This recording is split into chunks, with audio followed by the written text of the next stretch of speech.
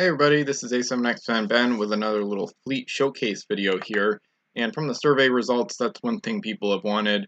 So, fleet design strategy, watching players discuss about fleets they've designed, the strategy behind it, and why. So this is kind of complicated, especially when you think about why, I guess, the strategy. For me, it's kind of just about changing things up, doing things I haven't done before, trying to play at different build totals, use different factions consistently, so I don't always use English, for example, my favorite faction. But anyway, so in this video I'm going to talk about my clones of the Barbary Coast Fleet, which was submitted for a fleet challenge called Attack of the Clones. And in that challenge you had to use ships of the same type and mast count. So I picked, this is the first entry, I did like 3 entries for this one. I did 2-masted galleys. So this is a cool ship type. I find them quite maneuverable. A lot of them are pretty good, and in this case I did all Barbary Corsair 2-masted galleys. So the idea for a 60-point fleet here was to create a relatively competitive fleet that could get gold and still fight, even though the Barbary Corsairs aren't usually good at fighting. And at 60 points, you could really max out what the Barbaries have, because they can make some really good cheap fleets with some of their cheap ships, as we'll see here. So the idea is to have a hybrid fleet that can do gold and fighting. So the first ship exemplifies that. The Queen of Sheba has pretty much good stats in every category. Due to a negative ability here, her cost is only 6 points instead of probably be 8 or 9 without that ability maybe. So we've got a Captain Helmsman Explorer on the Queen of Sheba. So she'll be moving S+S+S with 2 S cannons to shoot and 2 cargo spaces left over for gold. So a pretty solid hybrid just to start things off right there. That's only 12 points for a nice package. Second ship is the Morocco. So this is a dedicated gold runner, Helmsman Explorer, and 3 cargo spaces open. Then she's got a nice treasure-based ability as well, so she can spy treasures on any island face down. And the next ship is a pure gunship. So this one's Captain Helmsman on the Gallows. This one only has 2 cargo spaces. They're both taken up by crew, but she's going to be an assassin moving SLS with a couple 2S shots. So a pretty solid option for the Corsairs there. So out of the first 3 ships, 2 of them have 4 2S guns between the 2 of them. So the Barbary Corsairs are a little bit underrated with fighting. Usually when people talk about the extremes of a faction in terms of, oh, they can't run gold or, oh, they can't fight, usually it's a little bit biased towards the extremes. So a little more balance is usually present than some people may want to admit sometimes. And the Griffin is an example of that too. Here she's a gold runner, but I mean SL speed with 4 cargo, a couple of rank 3 cannons, that's not a bad hybrid, especially for the Corsairs, for just 6 points. Here she's got an Explorer though, because she's going to be getting gold.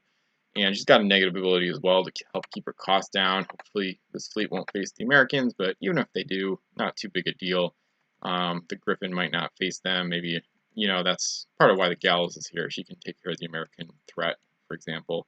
Then the Aga's Whip is ship number 5. There's actually 6 ships for 60 points. So average about 10 points per ship here. You can see how cheap the Corsairs are. I've loaded up the ships pretty big with crew here. So the average cost per ship is probably about 6 points. I'm using most of their really good 6-point 2-masters. So the Queen of Sheba, the Griffin, Gallows, and Morocco are both good for 8 points. Then we've got the Aga's Whip here, which is another 6-pointer. This one has Explorer and Helmsman, so she's going to be a fast gold runner at 3S speed. This one also has solid cannons to defend herself. Very similar to the Griffin, just a little slower. She's got cannon negative bonus against the Spanish. And then the Dervish, just kind of fill out the points with the last 6. I don't use events anymore, so kind of disregard those. But anyway, Dervish is 4 points, and then Helmsman, so LS speed. Due to the negative ability here, I'd probably only keep 2 coins, so I don't trigger the negative ability. Depends on what I see on the wild island, though. And with these fleet showcases, you can check it out at Miniature Trading and read the description. I don't want to just keep it to that, though, because I know people like the video content as well. And this picture is actually from Century of the Empire. It's not from this fleet being used in a game. In that game, I had the Cursed team up in a permanent alliance with the Barbary Corsairs called the Cursed Corsairs to help the Cursed run gold and stay competitive. So this is one of my favorite pictures from campaign games.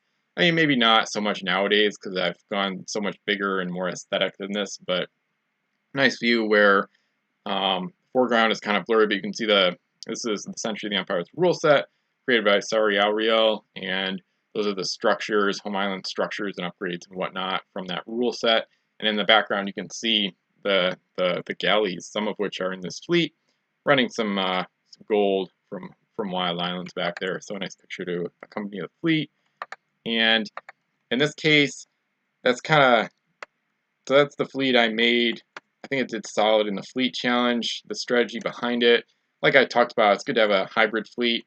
And when people see a clone fleet of Barbary Corsair 2 Masters, they're probably not going to expect much fight. But we've got the Queen of Sheba, a couple 2S cannons, the Gallows with 2 S's, and then of the 4 dedicated gold runners, the Griffin and the Aga's Whip have 4 rank 3 cannons between them. So this fleet's got a little more bite than you might expect from a pure Barbary fleet with no ships above 2 masts. So I think it could do pretty well overall. So that's the fleet showcase for this one. It actually has 5 5s, so the votes are in, and it's doing well in that regard. So please go to Miniature Trading, leave a like, or for the video, of course. Leave a vote if you'd like, and comment too if you want to. And I'll leave a link to WizKids Barbary Coast on eBay in case you want to try to get some of these ships. And there's probably some singles available too. I might go to Rain Tiger, check that out. They've got specific sets available for singles, or you could just get some packs of Barbary Coast. It's a nice set. The Barbary Corsairs are quite a good minor faction, really. So that's the fleet showcase for today, keeping it simple. So leave a like, subscribe, and I'll see you soon for more Pirates content.